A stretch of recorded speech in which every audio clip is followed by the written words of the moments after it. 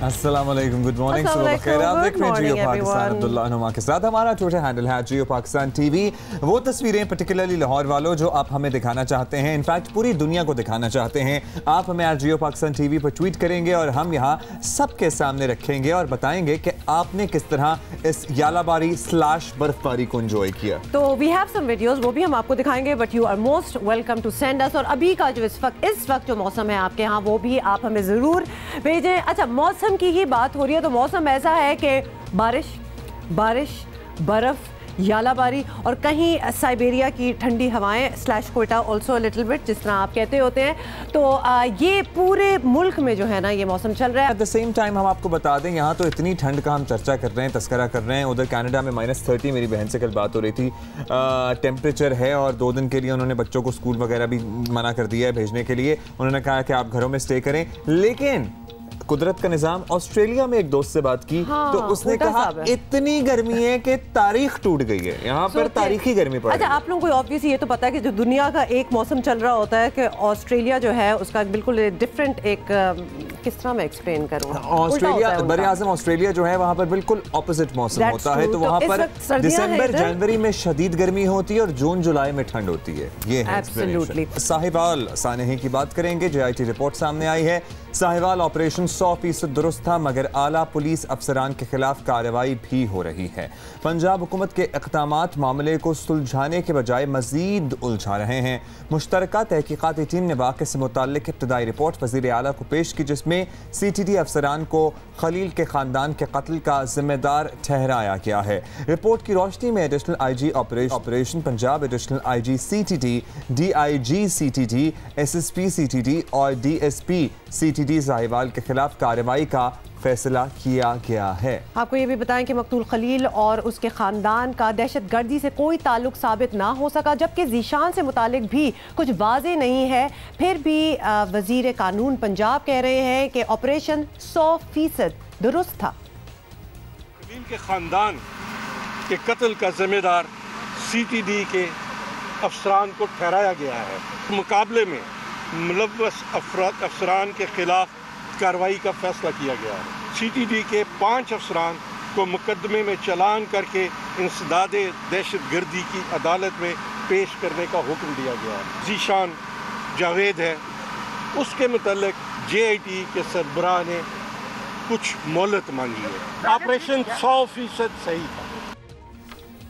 और आपको बताएं कि इससे पहले JIT ने जाए वकुआ का दौरा किया था, जहां 3 से 4 ऐनी शाहिदीन के बयानात कलमबंद किए गए। शहरियों ने बताया कि JIT ने आने से पहले कोई इतला नहीं दी। वाक़े के वक्त दर्जनों अफराद मौजूद थे, लेकिन सिर्फ 3 से 4 लोगों के बयानात लिए गए। इसके अलावा ज़राए ने यह भी बताया कि तफ्तीश के लिए फॉरेंसिक साइंस एजेंसी को अधूरी चीज़ें भेजी गई हैं। वज़ीर आला को रिपोर्ट पेश करने के बाद JIT ने खलील के अहल खाना से मुलाकात की, जिसमें जीशान का भाई और वालदा भी मौजूद थे। ये तो JIT की इब्तदाई रिपोर्ट। इसी पे जरा बात करते हैं। पंजाब के वज़ीर इत्तलात फयाजुल हसन चौहान साहब ने टेलीफोन लाइन पे हमें ज्वाइन किया है। शुक्रिया चौहान साहब। बताइएगा, साहिवाल में जो कुछ हुआ, एक ख़ानदान पर क़यामत टूटी, CTD और साहिवाल पुलिस के आला हुक्काम को हटाकर इंसाफ हो गया? कुछ मुकदमात चलने तक की बात ख़त्म समझी जाए या इसके आगे भी कुछ होगा? ये तो इब्तदाई कार्रवाई है।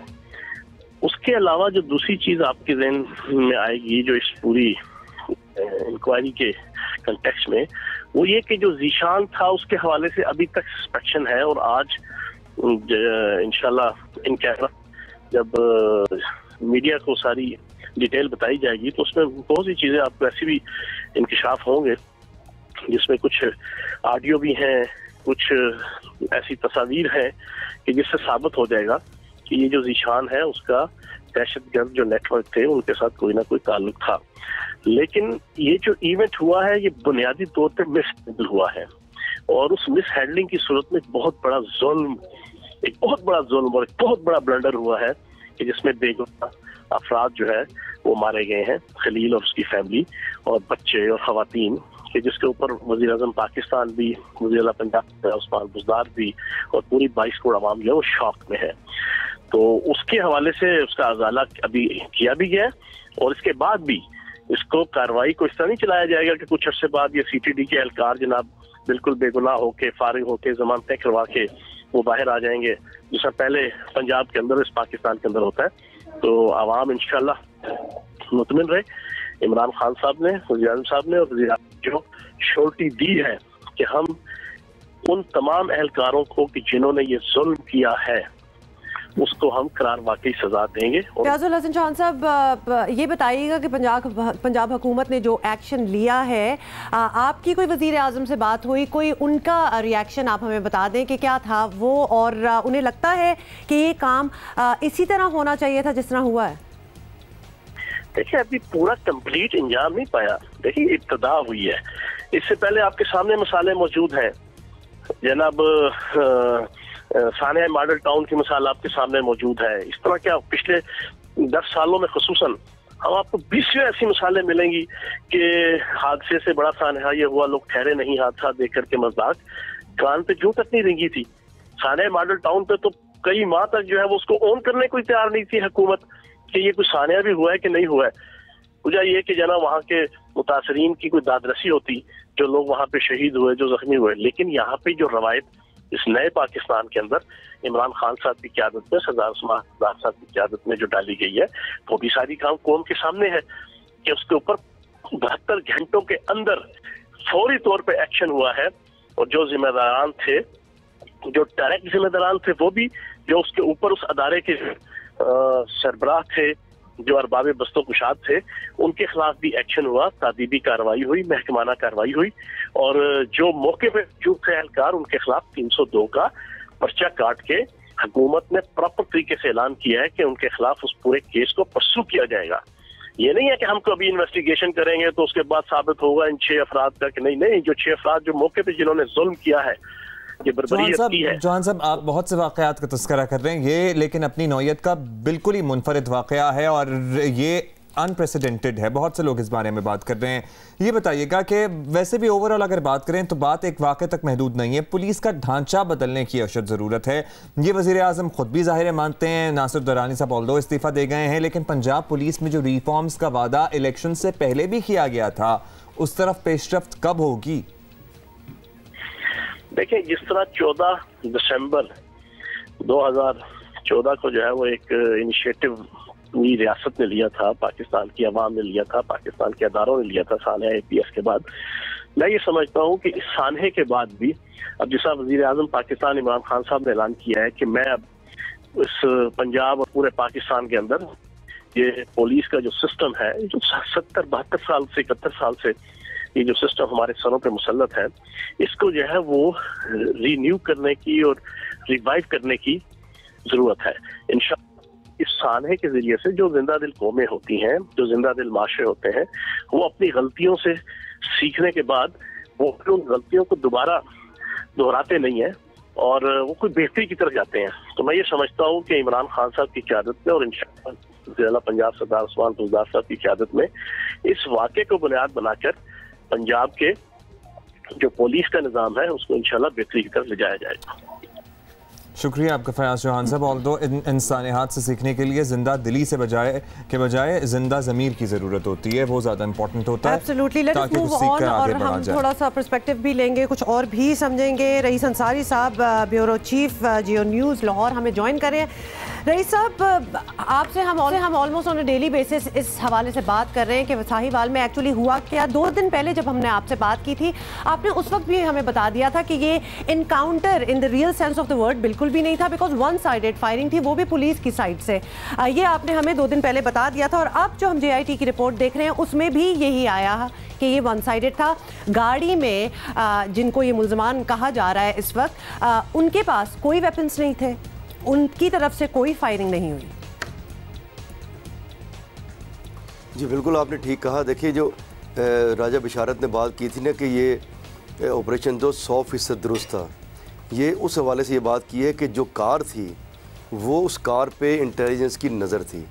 ये जो CTD ने 15 जनवरी को 2 दहशतगर्द मुबैना मुकाबले में मारे थे, एक उस्मान और एक वो हमाद हफीज़ था गालिबन। ये जो कार थी ये एक साकिब मजीद नामी शख्स से 2018 9 मई को ये हमाद अज़हर ने ख़रीदी थी। उसके बाद जब वो पुलिस मुकाबले मारा गया तो ये इसके ज़ेर इस्तेमाल थी ज़ीशान के। ये 16 मई को देखी गई CCTV के कैमरों में वहाँ पर फैसलाबाद में, 18 को लाहौर में। और जब ये अखाड़ा गई तो उन्होंने अखाड़ा क्रॉस की तो उन्होंने कहा इसको चेक किया जाए। इंटेलिजेंस ने ये नहीं कहा एजेंसी ने कि मार दिया जाए, उन्होंने कहा इसको चेक किया जाए और नाम से कहा ज़ीशान चला रहा है, इसको चेक किया जाए। जब उसे चेक करने के लिए क्या किया तो वहाँ ये दूसरा वाक़या अलग हो गया, वहाँ मिस हैंडल हुआ। ये मिस हैंडल जहाँ तक मेरी अपनी भी इन्वेस्टिगेटिव जर्नलिज्म है और जो हालात नज़र आए उसमें पुलिस ने उसे रोक के चेक करने के बजाय बराह रास्त इस पर फायरिंग कर दी। बराह रास्त फायरिंग करने के बाद ये गाड़ी जाके लगी है।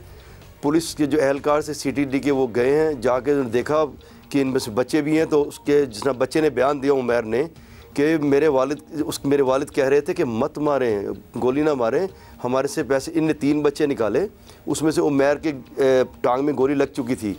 ये 3 बच्चों को निकाल के ले गए और जहाँ तक मेरा ख्याल है उन्होंने कहा ये तो हमारे से ब्लंडर हो चुका है, अब ये काम करोगे सबको मार दो, टेररिस्ट करार दे दो। जिस तरह पहले होता है कि CTD रात के अंधेरे में जारी कर देती है हैंड आउट कि इतने टेररिस्ट मार दिए। लेकिन अब जदीद टेक्नोलॉजी का दौर है, लोगों ने वीडियो बना ली, बच्चे छोड़ के चले गए। तो ये मिस हैंडल हो। और उसमें से एक भी फायर नहीं हुआ था, वहाँ से कोई फायर नहीं हुआ, ना ज़ीशान ने फायर किया, ना वो गाड़ी से उतरा, उसकी तो बेल्ट बंधी हुई थी। 45 जो खोल मिले सारे के सारे SMG के हैं, वो सारे के सारे वो पुलिस के हैं। इसलिए इसमें कोई शुबा नहीं रहा कि ये जो है जो खलील फैमिली का दावा था कि जी 2 खुदकुश जैकेट्स मिली हैं और ये सारी कहानी जो इब्तिदाई तौर पर सुनाई गई थी वो भी झूठ है। देखिए वो इसलिए कि जब इन्हें मार दिया गया और जो वहाँ सूटकेस ले गए, जो शादी के कपड़े वगैरह वो लेकर जा रहे थे, वो ये CTD का तरीक़ाकार है। इनके पास पहले बहुत सी चीज़ें पड़ी होती हैं, ये 4-5 चीज़ें डाल भी सकते थे, लेकिन ये अब इसमें फंस गए थे। उसमें वहाँ से कोई चीज़ नहीं मिली। पहली बार मैंने देखा, बड़ी खुशी की बात है कि लोग जो गरीब आदमी स्पेशली जो पुलिस से बहुत दूर भागते हैं, गवाही देने से बहुत दूर जाते हैं कि हम फंस ना जाएं, वो बढ़ चढ़ कर आ गया है। उन सब ने बताया कि यार यहाँ पर कोई ऐसी फायर नहीं किया गया, सिर्फ पुलिस आई और पुलिस ने फायर किया, ये पुलिस ने जुल्म किया और कुछ भी नहीं हुआ। इसके अलावा और कोई चीज़ नहीं थी। हाँ, ज़ीशान का जो थोड़ा थारो लिंक बन रहा है, अब तहकीकात ये बताएगी, क्योंकि इसके मोबाइल से एक ऐसी तस्वीर निकली है जो CTD ने फैसलाबाद में उस्मान को मारा है, उसकी ज़ीशान की जो है अपने मोबाइल से उसके साथ तस्वीर निकली है। अब जिस तरह कोई लिंक दहशतगर्दी का खलील ख़ानदान का ज़ीशान के साथ नहीं था, वो एक मोहल्लेदार थे, जानते थे, रहते थे। अब ये ज़ीशान जो है, ज़ीशान जो है ये उनको साथ लेके जा रहा था। तो इसी तरह अभी देख रहे हैं कि आया बराह रास्त दहशतगर्दी तो मुलविस नहीं रहा ये उस्मान के साथ, या इसके कोई लिंक हैं, या उनका सहूलतकार था, या वैसे दोस्त था। अब ये तहकीकात में बात साबित होगी, लेकिन उसकी कुछ और भी फ़ोटोग्राफ्स हैं, कुछ ऑडियोज़ भी हैं जो आज मिलेंगी, तो उससे ये साबित हो जाएगा कि आया इसका बराह रास्त तो कोई ताल्लुक नहीं था। जी रईस साहब, तो यानी आप क्या इस पूरे केस को केस ऑफ मिस्टेकन आइडेंटिटी कह सकते हैं कि जहां गाड़ी तो उनको चाहिए थी कि ये उसको ट्रेस कर रहे थे गाड़ी को, लोग जो थे they were not the right people, और मे बी ज़ीशान भी मतलब था, लेकिन खलील के खानदान का कोई ताल्लुक जी बिल्कुल रईस साहब यही पूछे कि कोई दूर दराज से कोई लिंक बनता है कि किसी चीज में मुलव्वस हो, वांटेड हो, या फिर this is a complete case of mistaken identity? देखिए बिल्कुल ये आइडेंटिटी, ये बिल्कुल ये वही मिस हैंडल केस हुआ। पुलिस को हाईली ट्रेंड लोग होने चाहिए कि जब उन्होंने उससे रोक लिया है तो आप उन्हें अरेस्ट कर लें। उसमें आपको आपको मज़ामत नहीं हो रही आगे से, आपके ना कोई फायर कर रहा है, ना आप पे किसी ने खंजर निकाला है, ना आप पे किसी ने गाली दी। जब आपको मज़ामत ही नहीं हो रही तो पुलिस की ट्रेनिंग यही है कि उनको अरेस्ट कर लिया जाए, चाहे वो कितना भी बड़ा टेररिस्ट ना हो। उसने मज़ामत तो की नहीं है, इस तरह एक्स्ट्रा जुडिशल किलिंग की तो इजाज़त ही नहीं है। अगर वो रेड बुक का भी टेररिस्ट होता तो अगर उससे आगे से कोई मज़ामत नहीं की तो आप उसको अरेस्ट कर लें। तो ये टोटली पुलिस की नेगलिजेंस है, उसमें ये सही किया।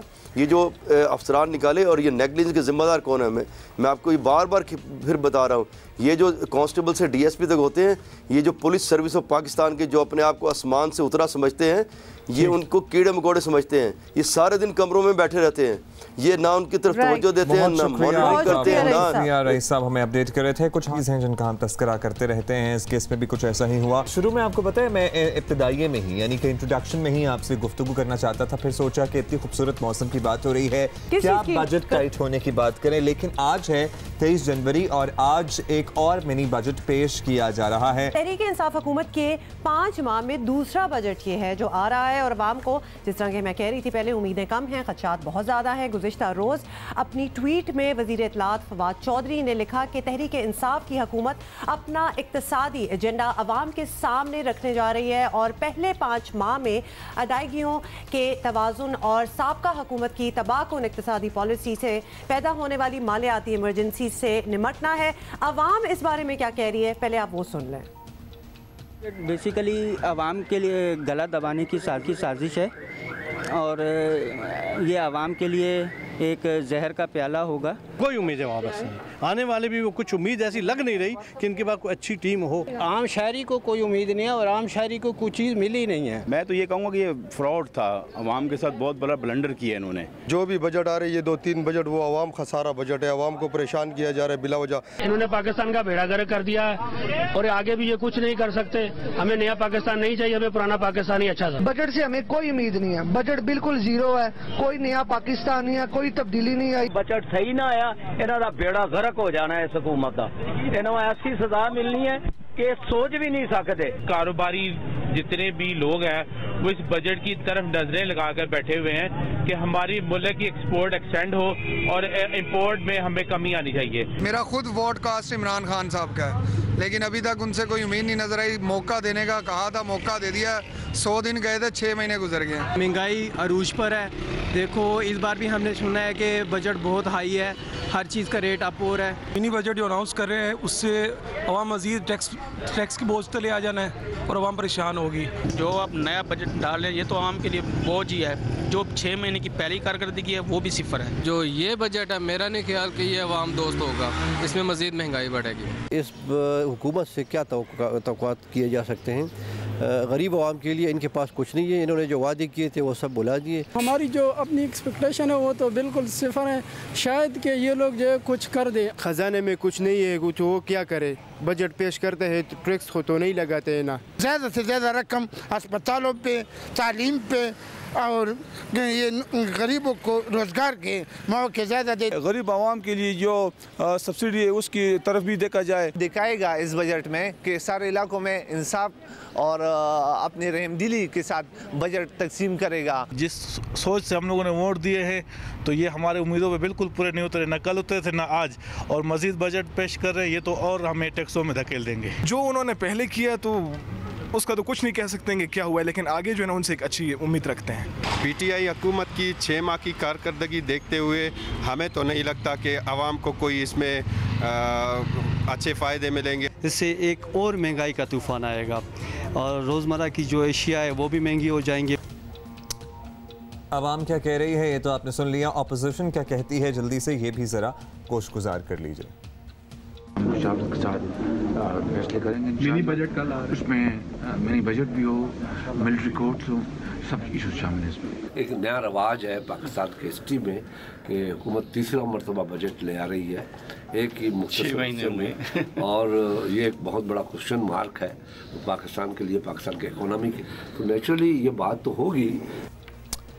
ऑल राइट जी, दैट इज़ इट। हम ज़रा दीगर शहरों की सूरत हाल तो हमने जान ली, लेकिन बिजनेस कम्युनिटी पर्टिकुलरली क्या सोच रही है वो पर्सपेक्टिव लेने की कोशिश करते हैं। कराची में हमें ज्वाइन किया है फॉर्मर प्रेसिडेंट हैं Karachi chamber of commerce and industry के अंजुम निसार साहब, मेंबर भी हैं, और लाहौर से हमें ज्वाइन किया है Lahore chamber of commerce and industry के मेंबर अलमास हैदर साहब ने।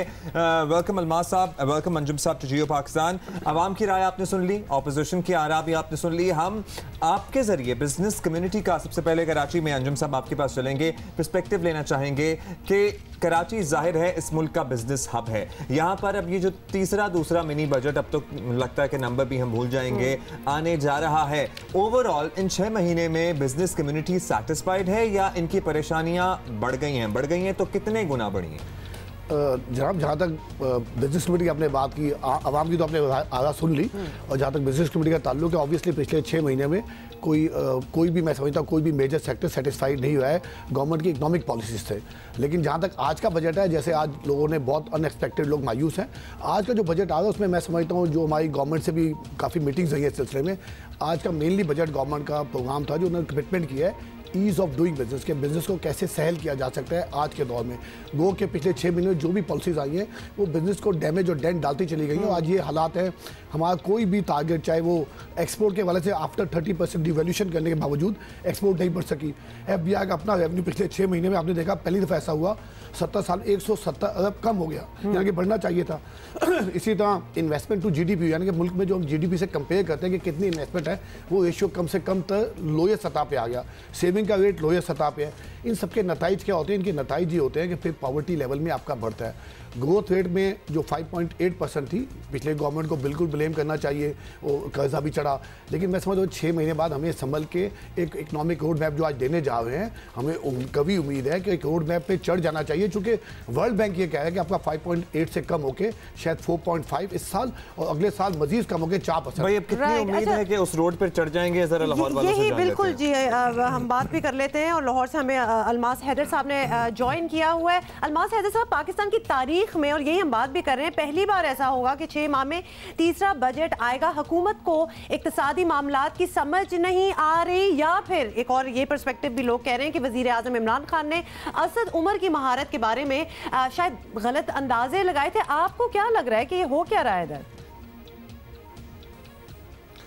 देखें जी, हम तो बिजनेस कम्युनिटी से हैं और हम नॉन पॉलिटिकल बातें करेंगे, अगर आप इजाज़त दें तो। पहला जो जिसको आप कह रही हैं कि तीसरा बजट है, पहला बजट तो पिछली हुकूमत ने दिया था और उन्होंने जाते जाते अपना एक बजट ऐसा दिया था जिससे उनका ख्याल था कि वो इलेक्शन जीत जाएंगे और वो रिलीफ देना चाहते थे जितना ज़्यादा था, जो कि इफ़ेक्ट कर गया हमारे एक्चुअल जो रेवेन्यूज़ को और हमारे एक्सपेंसेस को इफ़ेक्ट कर गया। तो इनको फौरी तौर पे उसको रिकवर तो करना था। ये वाला जो अब जो अनाउंस करने लगे हैं, ये बजट कहना शायद सही लफ्ज़ ना हो, लेकिन ये डेफिनेटली इकनॉमिक रिफॉर्म पैकेज है और सारी बिजनेस कम्युनिटी इनके साथ पिछले 5-6 महीने से इंगेज हुई थी गवर्नमेंट के साथ कि आप जो खराबियाँ पैदा हो चुकी हैं उनको ठीक करें। मैं आपको बताता हूँ क्या खराबियाँ हैं।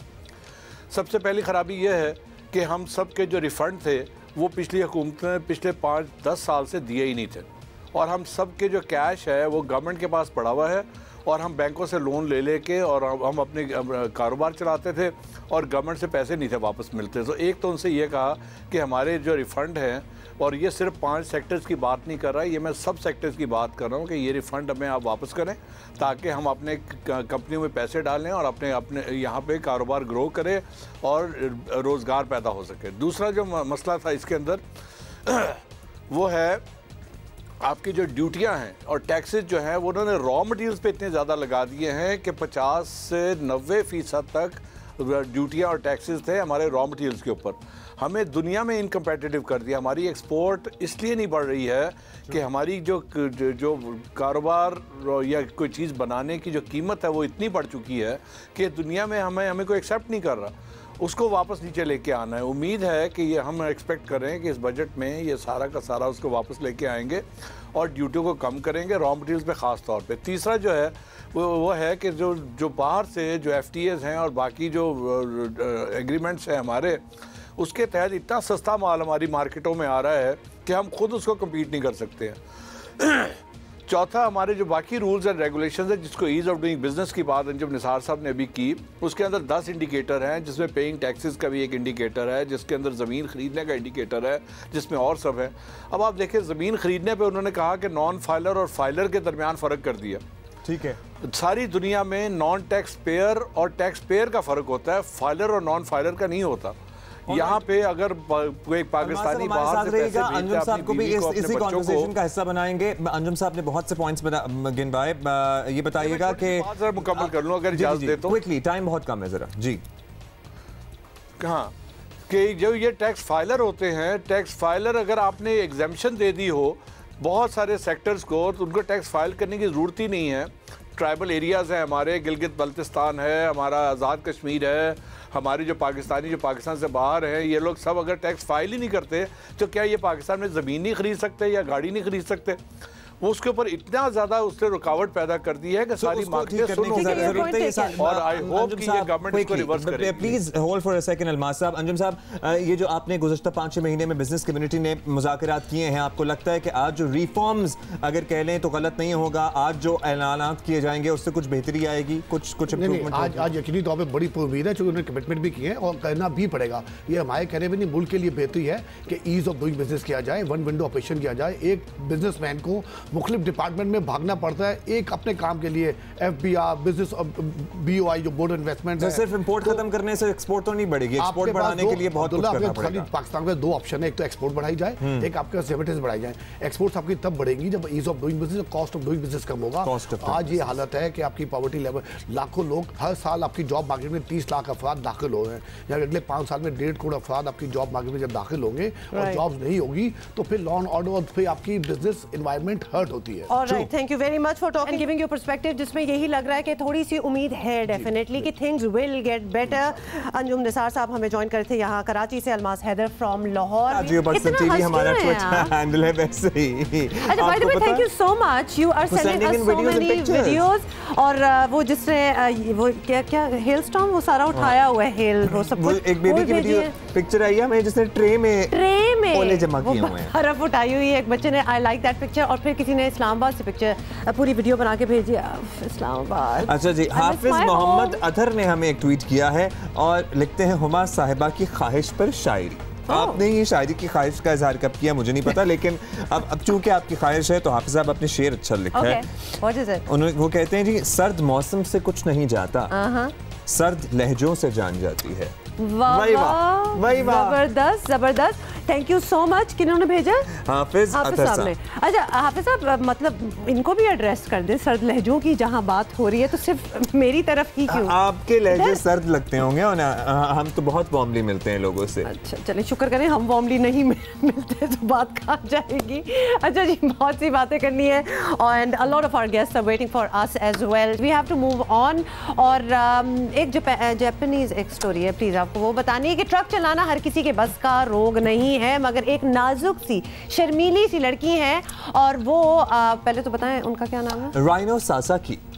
Rhino Sasaki, she is Japanese, जो कि जापान से ऑब्वियसली ताल्लुक रखती हैं और वो भारी भरकम हैवी ट्रक जो है वो चलाती, ये ले आपको हम दिखा भी रहे हैं, कोई छोटा मोटा ट्रक नहीं है, हैवी ट्रक चलाती हैं और वो भी महारत से, और उसके साथ तस्वीरें भी बनवाती हैं। Very nice. राइनो सासाकी की तस्वीरें सोशल मीडिया पर वायरल हो गई हैं। दुनिया के खूबसूरत तरीन ट्रक ड्राइवर करार दुनिया के खूबसूरत तरीन ट्रक ड्राइवर करार दिया जा रहा है भाई। जापानी इलाके कूची में रहती हैं। 7 साल पहले इनके ट्रक ड्राइवर वालिद शदीद बीमार हो गए थे, जिसके बाद राइनो ने सैकड़ों मील दूर अकेले ट्रक चलाने में वालिद की मदद करने का फैसला किया था और उसके बाद इन्होंने ये अब्बा का ट्रक खुद संभाल लिया। क्या हमारे पास कोई ऐसी, ये इनकी शक्ल कितनी डॉल सी लग रही है। मैं आपको बता रहा हूँ, ये तो वो जो एक मोबाइल का कैमरा आता है ना, सेल्फी कैमरा, हाँ। ये उससे होता है हशर। मैं भी हो सकती हूँ ये। हाँ। अच्छा अब्दुल्ला, अभी नेक्स्ट ब्रेक में हमने ये जापानीज वाली सेल्फी लेके, हाँ वो जो मॉर्फ, पता नहीं करना क्या उसके मॉर्फ हो जाएंगे हम लोग। हमारे पास कोई वीडियो थी इनकी ट्रक चलाते हुए। ब्यूटी क्वीन तो ये हैं और हमारी टीम को ब्यूटी बहुत पसंद है। We are interested in only beauty. We are only interested in beauty. अच्छा। अभी हम आगे बढ़ेंगे। एक और जो लीथल एक अब ट्रेंड कह लें, लेकिन ये मुझे लगता है it would never come to an end. हालांकि 3 इडियट्स भी हमें याद है, कितनी फिल्में हम देख चुके हैं। वालिदैन अपने बच्चों को करियर इन्फ्लुएंस करना कब बंद करेंगे? पोस्ट करियर्स पिक कराना कब बंद करेंगे कि भाई आप डॉक्टर हैं, बहुत अच्छी बात है, आपका बेटा डॉक्टर हो जरूरी नहीं है। और एक और रिवाज कि 3 बच्चे हैं ना तो तीनों डॉक्टर बनेंगे और अस्पताल खोलेंगे अपना। ये क्या बात है? कौन से ख्वाबों में बैठे हुए हैं आप लोग? उससे तो पूछ ले जो कुछ करना चाहता है कि नहीं। और जस्ट बिकॉज आप डॉक्टर बन गए किसी तरीके से, इसका मतलब नहीं है कि सक्सेस जो है वो आपके कदम चूम रही है। इस तरह नहीं होता, दिल भी होना चाहिए उस चीज में। अच्छा स्टोरी क्या है पहले वो तो बता दें। हैदराबाद में वालिदैन के इसरार पर मेडिकल की पढ़ाई करने वाले तालिब इल्म ने तंग आकर अपनी ही जान ले ली। बच्चों के साथ वालिदैन की काउंसलिंग भी जरूरी हो गई है। अब मान लिया जाना चाहिए कि इस सिलसिले में काम की जरूरत है। वाकई आपको बताते हैं कि 17 जनवरी को Liaquat university of medical and health sciences जामशोरों में ज़ेर तालीम MBBS 3rd ईयर का तालिब इल्म हॉस्टल के कमरे से मुर्दा हालत में पाया गया। आपको ये भी बताएं कि 20 साल तालिब इल्म, ये 20 साल के थे, उनकी लाश हॉस्टल के कमरे से मिली। देखिए ज़रा क्या इस बच्चे की एस्पिरेशंस होंगी। और इसके सीधे हाथ में पिस्तौल थी और कनपट्टी पर गोली का निशान था। ये भी आपको बताएं कि आतिफ अराई ज़िला बदीन के इलाके गोलारची का रिहायशी गोलारची के रिहायशी थे। और पुलिस के मुताबिक आतिफ के दोस्तों का कहना था कि वो क्रिकेटर या चार्टर्ड अकाउंटेंट बनना चाहते थे, यानी far cry from what he was doing. Medical तो वो करना ही नहीं चाहते थे और मेडिकल की पढ़ाई महज वालदैन की ख्वाहिश थी, उस पर उन्होंने शुरू की जिसमें उसे कोई दिलचस्पी नहीं थी और ख़ानदानी दबाव के बायस खुदकुशी की। ये कोई पहली मिसाल नहीं है। आपको ये भी बता दें गुज़िश्ता बरस अगस्त में ज़िला चित्राल में इंटरमीडिएट के नताइज से मायूस होकर 4 स्टूडेंट्स ने खुदकुशी की थी, जिनमें 2 बाय द वे लड़कियां भी शामिल थीं। और एक तालिब इल्म ने इम्तिहान में फेल होने पर खुद को गोली मारकर शदीद ज़ख्मी कर लिया था। वो फौत नहीं हुए लेकिन वो ज़ख्मी काफ़ी हो गए थे। और 7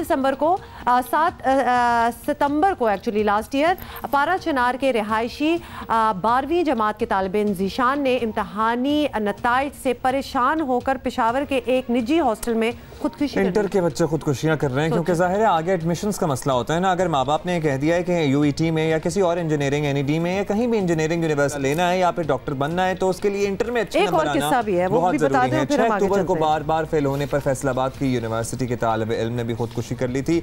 इस हसास तरीन मसले पर बात करने के लिए हमारे साथ मौजूद है माहिर तालीम करियर काउंसलर। जाहिर है इन्होंने हज़ारों नहीं लाखों बच्चों की करियर काउंसलिंग की है और वालिदैन भी इनसे आके मिलते हैं। तो सबसे पहले तो हम वालिदैन की साइकी समझने की कोशिश करते हैं। एब्सोल्युटली आबिद साहब बहुत बहुत शुक्रिया। आज तो बड़ा ही सीरियस ये टॉपिक है जिस पे हम आपसे बात करने लगे हैं। वालिदैन का बच्चों पर तालीम के लिए बेपनाह दबाव, कोई ऑब्वियसली ढकी छुपी बात नहीं है। इतने एग्जाम्पल्स तो हमने दे दिए। आए रोज जो है बच्चे खुदकुशियां कर रहे हैं, एक्सट्रीम मेजर्स ले रहे हैं। क्या हल हो सकता है इस चीज़ का? जी बहुत शुक्रिया हुमा। ये एक बहुत ही अहम मसला है जो आपने हाईलाइट किया है और हमेशा से ये मैं बात करता आया हूँ कि जो हमारा यूथ बल्ज है, जैसा कि आप जानते हैं कि हमारा बहुत ह्यूज यूथ बल्ज है पाकिस्तान में जिसको काउंसलिंग की ज़रूरत है। लेकिन इसके साथ साथ पेरेंट्स जो कि सबसे पहले बच्चे के काउंसलर होते हैं उनकी भी काउंसलिंग और उनकी भी ट्रेनिंग की ज़रूरत है। पर्टिकुलरली कि हम अब एक डिजिटलाइज्ड वर्ल्ड में रह रहे हैं, हम एक ऐसी दुनिया में रह रहे हैं जहाँ पर बच्चों की मॉनिटरिंग बड़ी ज़रूरी है और मैं जिन्हें डिजिटल पेरेंटिंग भी कहता हूँ। पेरेंट्स की just for your information parents की कई किस्में होती हैं और अपने प्रेजेंटेशन में मैं बताता भी रहता हूँ। एक किस्म जो पेरेंट की है उसे हम कहते हैं हेलीकॉप्टर पेरेंट्स, यानी ये वो पेरेंट्स हैं जो हर वक्त हूवरिंग करते रहते हैं जैसे कि हेलीकॉप्टर हूवरिंग करता है और हर चीज़ पर वो चाहते हैं कि उनका अमल दखल रहे। उसका नतीजा ये होता है कि बच्चा जो अपनी ख्वाहिशात हैं उनका सही तरह से इजहार नहीं कर सकता और ना वो अपने ट्रेंड्स को ट्रांसलेट कर सकता है, जिसका पेरेंट्स का पूरा फ़र्ज़ है कि वो उसको इतनी गुंजाइश और इतनी ब्रीदिंग स्पेस दें कि वो ये देख सके कि वो साइंस सब्जेक्ट्स की तरफ या ह्यूमैनिटीज़ सब्जेक्ट्स की तरफ किस तरफ जा रहा है। अच्छा, और करंटली जो अब जो जिस आबिद साहब कथा कलामी की मास्टर, लेकिन आपके पर्सनल एक्सपीरियंस से हम सीखना चाहते हैं यहाँ पर कुछ। आपके पास बच्चे तो आते ही हैं लेकिन जाहिर है आपसे करियर काउंसलिंग लेने आ रहे हैं तो बच्चों के साथ वालिदैन भी आते होंगे। आपने ऐसे कितने केसेस देखे हैं आजकल या गुज़श्ता बरसों में कि पेरेंट्स जो है एक चीज़ पर इंसिस्ट किए जा रहे हैं कि भाई हमारे बच्चे को बाहर मेडिकल में दाखिला दिला दें या फिर बाहर ऐसे लॉ में दाखिला दिला दें और बच्चे का इंटरेस्ट आपको नज़र आ रहा हो, शक्ल पर लिखा हो उसकी कि इसका नहीं है, नहीं कर पाएगा? जी बिल्कुल, और यही मैं आपको बताना चाह रहा था कि मेरे पास अगर आप चाहते हैं तो मैं आपको बिल्कुल लाइव एक वाक़या बताता हूँ कि जहाँ पर एक वालदा ये चाहती थी कि उनका जो बच्चा है वो मेडिकल डॉक्टर बने और इसके बावजूद कि मेरी काउंसलिंग के बाद मैंने ये फ़ैसला किया कि उसमें डॉक्टर बनने के कोई इंटरेस्ट या कोई पैशन नहीं है, बट वो बेचारा चुप रहा कि उसकी वालदा चाहती थी और नतीजतन नतीजतन जब मैंने उनकी वालदा से ये बात कही कि वो उसमें उसको डॉक्टर ना बनाया जाए, बल्कि उसके अंदर गवर्नेंस और मैनेजमेंट और इसके ज़्यादा उसमें इंटरेस्ट है और उसकी जो एथिक्स हैं वो इस तरफ ज़्यादा हैं, नतीजतन वो बड़ी नाराज़ हुई, चली गई और ज़बरदस्ती उसको उन्होंने प्री मेडिकल में, ओ लेवल से प्री मेडिकल में शिफ्ट किया और जिसके बाद उससे उन्होंने आगा खान में उसका दाखिला हुआ ज़बरदस्ती और उसने मेडिकल कर भी लिया। लेकिन आप यकीन कीजिए कि मेडिकल करने के बाद, हाउस जॉब करने के बाद, चूँकि वो नहीं करना चाहता था, उसने CSS किया और उसके बाद फिर वो पुलिस में चला गया। नतीजतन जब उनकी वालदा से मेरी मुलाकात हुई उतने सालों के बाद और मैंने उनसे बताया कि आपके बच्चे ने तो कभी आज तक किसी मरीज़ को नहीं देखा, तो नतीजा क्या हुआ कि आपने 6 साल की डिग्री उसकी करवाई, हाउस जॉब भी उसने किया, लेकिन वो सर्व नहीं कर सका जिस तरह से है। और नतीजतन यानी CSS तो जैसा कि आप जानती हैं कि एक आम ग्रेजुएशन करने के बाद भी किया जा सकता है, ना कि वो किसी की सीट और जितना पैसा उन्होंने लगाया या जितना फोर्स किया। तो उस बच्चे ने तो चलें कर लिया, लेकिन इसी तरह मैं अपने जो वालिदैन को जब मैं बताता हूँ या काउंसलिंग करता हूँ या सेमिनार्स करता हूँ तो उसमें ये बताता हूँ कि मेडिकल या लॉ या इंजीनियरिंग ये कोई एक हतमी करियर्स नहीं होते। There are so many careers. अगर एक बच्चा स्पोर्ट्समैन बनना चाहता है या म्यूजिशियन बनना चाहता है तो वो भी करियर और प्रोफेशंस हैं। ये बिल्कुल सही है और आपने भी एग्जाम्पल दे दिया, हमने भी बहुत से एग्जाम्पल्स दिए। एक्सट्रीम मेजर्स अब बच्चे ले रहे हैं, मतलब खुदकुशी तक बात आ गई है। तो ये आप जब काउंसलिंग करते होंगे, स्टूडेंट्स भी आ रहे हैं, बच्चे भी आ रहे हैं, उनके वालिदैन भी आ रहे हैं, वो फिर भी एक ऑब्वियसली लिमिटेड है, जो आपके पास पहुंच जाते होंगे उनकी काउंसलिंग हो जाती होगी। लेकिन इस फोरम पे बैठे हुए इस वक्त जियो पाकिस्तान पे हम बात करें, आप पेरेंट्स को किन अल्फाज में एड्रेस करेंगे कि बच्चों की राय ज़रूर लिया जाए, बच्चों का टैलेंट ज़रूर देखा जाए कि वो उसका रुझान है उस तरफ नहीं, और गाइडेंस दें लेकिन फोर्स ना करें। जी बिल्कुल, आपने सही कहा। देखिए पेरेंट्स के पास सबसे ज़्यादा जो है बच्चा टाइम गुजारता है जब वो अपने स्कूल से आता है। हुमा आजकल आप देख रही हैं चूँकि डिजिटलाइज वर्ल्ड है, they are getting information from every side. उनको एक गैजेट से इंफॉर्मेशन ख़त्म होती है तो दूसरे गैजेट या दूसरे चैनल से इंफॉर्मेशन आ रही होती है, उन्हें वो भी प्रोसेस करनी होती है। वालिदैन को ये चीज़ देखनी पड़ेगी कि बच्चे का क्या ट्रेंड है, उसकी क्या लाइक्स हैं, उसकी क्या डिसलाइक्स हैं। मैं आपके प्रोग्राम में बता चुका हूँ कि अगर बच्चे के अंदर वो एटीट्यूड या वो चीज़ें नहीं हैं जो कि एक बिल्ट इन उसका जो कैरेक्टर है या जिस तरह की उसकी केमिस्ट्री है, अगर उस तरह का वो नहीं है, फ़र्ज़ करें एक मार्केटियर है और अगर वो उसको मार्केटियर बनाना चाहती हैं बिकॉज पड़ोस की जो खातून है उनका बेटा एक सक्सेसफुल मार्केटियर है, लेकिन आपका बच्चा ट्रैवल नहीं करना चाहता, आपका बच्चा कन्विंस नहीं कर सकता, आपका बच्चा सोशल नहीं है, तो वो कैसे मार्केटिंग करेगा? एब्सोल्युटली, वो मार्केटिंग कर ही नहीं सकता क्योंकि वो ट्रैवल नहीं कर सकता, वो सोशल नहीं है। टुडे लेकिन बड़ा इंपॉर्टेंट टॉपिक है और इस पे हम आपसे बात करते रहेंगे। बहुत बहुत शुक्रिया हमें ज्वाइन करने का। और ये जबरदस्त आबदी साहब ने जो लास्ट पॉइंट दिया है वो ये है कि कंपैरिजन छोड़ दें अपने बच्चों के। अगर कोई आपके मोहल्ले में आपके रिश्तेदार या कोई सक्सेसफुल है, और इंशाल्लाह ज़रूर हो, दुआ हम करते हैं हर किसी के लिए, लेकिन इसका मतलब ये नहीं है कि आपका बच्चा भी वही करके उस राह पे चलेगा। वो अपने तरीके से, अपने टैलेंट से भी सक्सेसफुल हो सकता है और यकीनन होगा अगर आपकी बैकिंग होगी उसके और साथ। नौजवान जो बच्चे बच्चियां इंस्पायर होना एक और बात होती है, लेकिन आपको पता होता है कि आप में क्या करने की गुंजाइश मौजूद है। टीवी पे देख के एक अदाकारा आपको बहुत सक्सेसफुल लग रहा होता है, आप अपने आप को देखे समझे सोचे बगैर चाहते हैं कि अदाकार बनना। हमें कितने मैसेजेस आते हैं कि भाई एंकर बनना चाहते हैं, बाज़ में वाकईतन पोटेंशियल होता है कि वो एंकर बन सकते हैं और उनको फिर हम मदद भी करते हैं, लेकिन बाज़ औक़ात हम ये सोचते हैं कि ये आपने कैसे सोच लिया। As it is bottom line ये है, don't do anything for the wrong reasons. अगर आपको बस कि मैं भी वो सक्सेस हो जाऊं और वो फेम हो जाए, इस तरह नहीं होगा। अच्छा जी, आगे बढ़ेंगे और कुछ ऑनलाइन बिजनेस की बात करेंगे। सहूलियात आपको पता है कि हमारे माशरे का बड़ा अहम हिस्सा हो गई हैं, चाहे ऑनलाइन टैक्सी सर्विस हो या फिर ऑनलाइन फूड डिलीवरी सर्विसेज हो या फिर इवन आपको कोई चीज़ पहुंचानी हो तो उसके लिए सहूलतकारी हो। पाकिस्तान की 60 से ज़ायद आबादी 30 साल से कम उम्र के नौजवानों पर मुश्तमिल है और इसीलिए पोटेंशियल बहुत ज़्यादा है कि इस तरह के बिजनेसेस बहुत फ्लरिश करते हैं। अगर इंटरनेट की बात की जाए तो मुल्क में मोबाइल फ़ोन्स इस्तेमाल करने वालों की तादाद 15 करोड़ से तजावुज़ कर गई है, जबकि इंटरनेट सारिफिन की तादाद 6 करोड़ से ऊपर जा चुकी है। और आपको ये भी बताएं कि माहिरीन के मुताबिक टेक्नोलॉजी के इस दौर में पाकिस्तान की डिजिटल जो इकॉनमी है उसमें बहुत ज़्यादा मौका है कि आप मौजूद अपना कोई हिस्सा डाल सकते हैं। You can do a lot in it. और इसी तनाज़ुर में पाकिस्तान में ऑनलाइन फूड ऑर्डरिंग मार्केट भी तेज़ी से तरक्की कर रही है। और अगरचे इस हवाले से कोई बाकायदा आदाद व शुमार मौजूद हमारे पास नहीं है, लेकिन मुहतात अंदाज़ों के मुताबिक इसका साइज़ जो है अरबों रुपए तक पहुंच चुका है। We are going to find that out अभी। इसी पे हम बात करेंगे। हमारे साथ मौजूद हैं online food ordering application Foodpanda के सरबरा नुमान सिकंदर। हाय नुमान। हेलो नुमान, क्या हाल है आपका? We love Foodpanda by the way. तो जल्दी से पहले तो बता दें एज अ बिजनेस क्या इसके क्या स्टैटिस्टिक्स हैं, कितनी दुनिया इस्तेमाल कर रही है फूड पांडा और where all in Pakistan? In Pakistan so currently we're in 10 cities in Pakistan. और तकरीबन हमें जो यूज़ करते हैं महीने में तकरीबन 300 to 400,000 कस्टमर्स हैं हमारे जो एक्टिव कस्टमर्स हैं। और ओवरऑल जो मार्केट है अभी ऑनलाइन की ओवरऑल जो हम लोग एस्टिमेट कर रहे हैं annual is around $50 to $60 million जो ऑनलाइन फूड ऑर्डरिंग की मार्केट है। अभी तकरीबन 5 से 6 अरब रुपए सालाना बनते हैं। अच्छा नुमान, आपका ये जो कॉन्सेप्ट है फूड पांडा का ऑनलाइन, ये कहीं से इंस्पिरेशन थी? ये किस ज़माने में स्टूडेंट लाइफ में आपको ये कॉन्सेप्ट आया था? How did it all start? I really want to know. अभी जो आप लोग डिस्कशन कर रहे थे कि लोगों को क्या परस्यू करना चाहिए, सो आई कम फ्रॉम अ फैमिली जहाँ everybody works.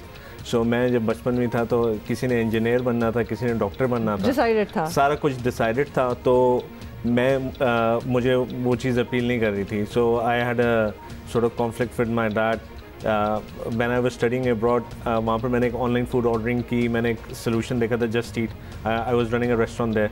So I said कि पाकिस्तान में इतनी बड़ी मार्केट है, इतने restaurants and there is nothing which is connecting them.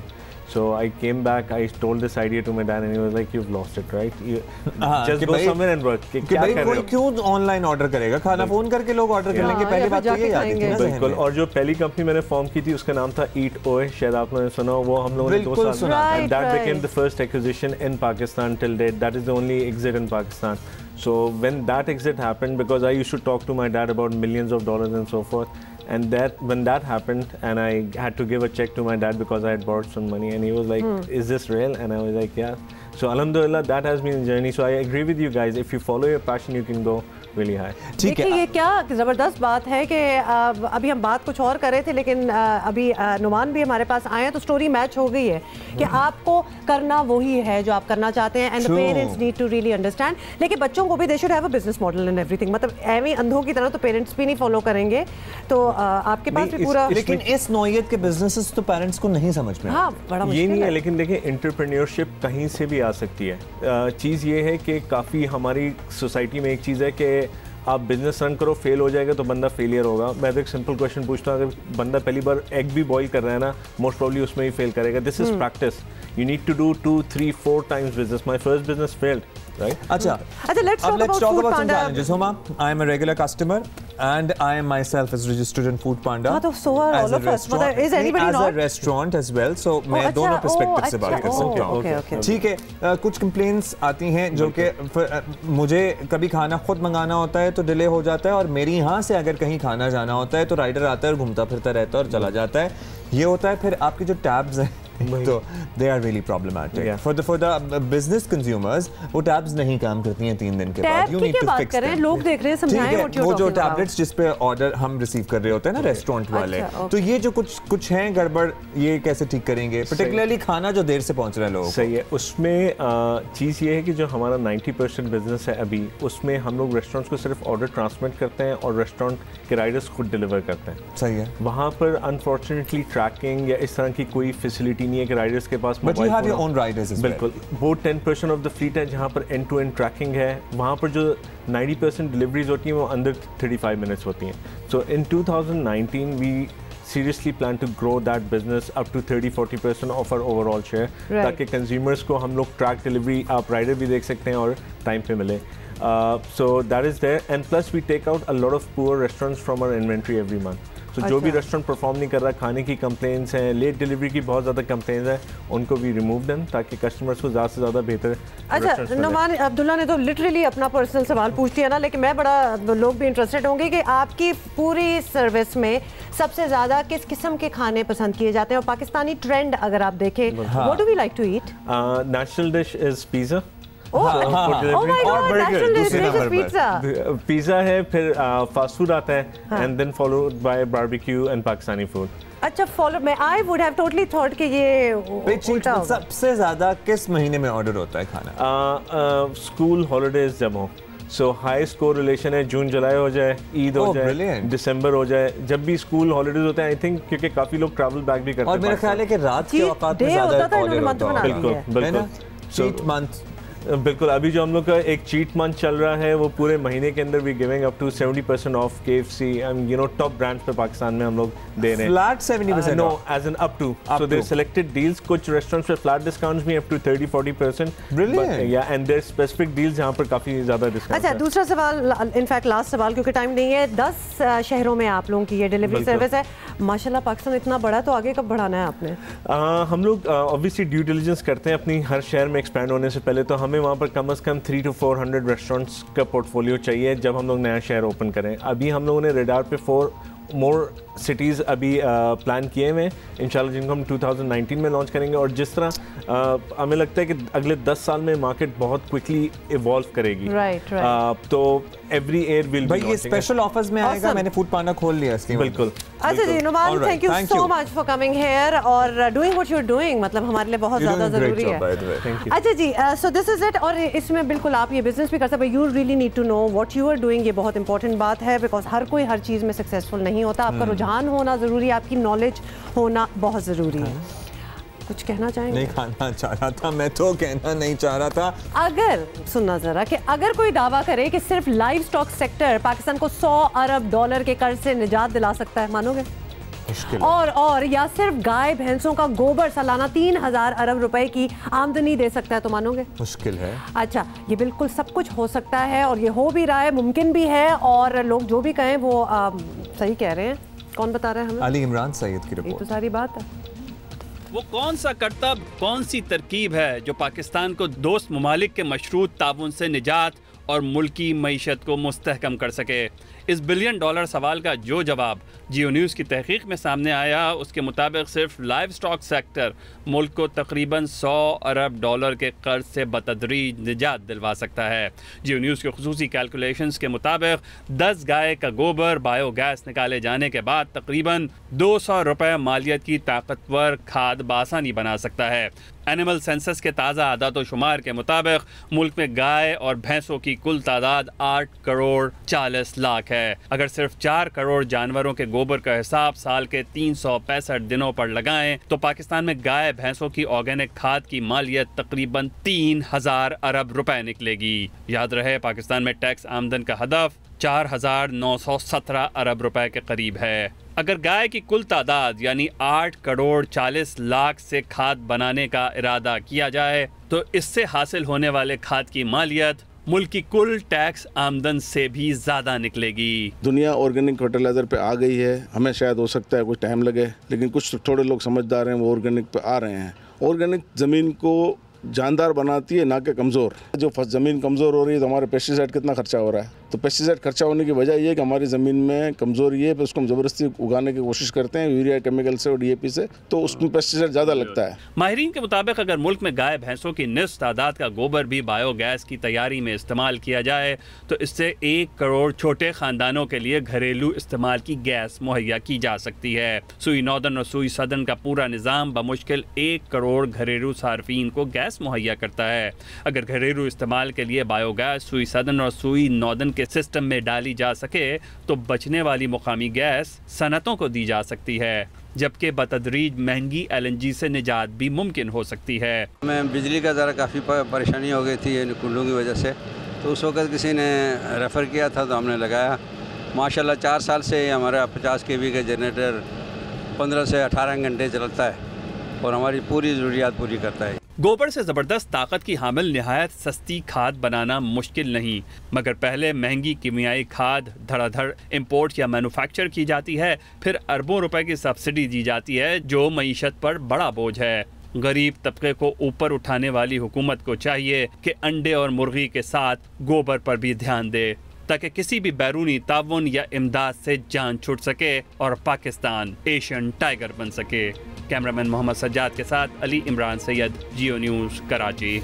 भाई एक्सीलेंट इन्वेस्टिगेशन। और फिर जब खान साहब ने लाइफ स्टॉक और इन सब चीज़ों की बात की थी तो अपोजिशन वाले कहते थे कि खान साहब कह रहे हैं कट्टे पालें भाई, मजाक उड़ाया था, but see it works, you just have to research a little bit. अच्छा जी, लेट्स मूव ऑन और क्विकली आपको बताएं कि पंजाब यूनिवर्सिटी में साथी तालिब इल्म के हमले का निशाना बनने वाली खदीजा सिद्दीकी के केस की समाअत सुप्रीम कोर्ट में इस वक्त जारी है एज वी स्पीक।